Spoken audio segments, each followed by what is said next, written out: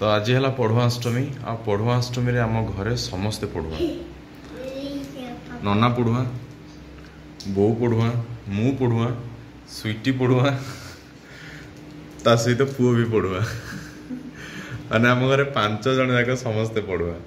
तो आम ठाकुर को पूजा अर्चना कर सारी बो तार पूजा अर्चना कला कर सारा पर एबे समस्ते नुआ वस्त्र परिधान करी एबे पढ़ुआष्टमी आम पालन करुछु। आज पढ़ुआष्टमी समस्त को मो तरफ आशीर्वाद करुच्ची समस्ते भले रुहतु एमती खुशी आसी पढ़ुआ दिन समस्ते पढ़ुआष्टमी नुआ वस्त्र परिधान कर उपभोग करूँ। बो पूरा खुशी बोर नुआ हेलो कर दियो ठाकुर घरे पूजा अर्चना सरी पूजा अर्चना कर पढ़ुआष्टमी पालन करुछु।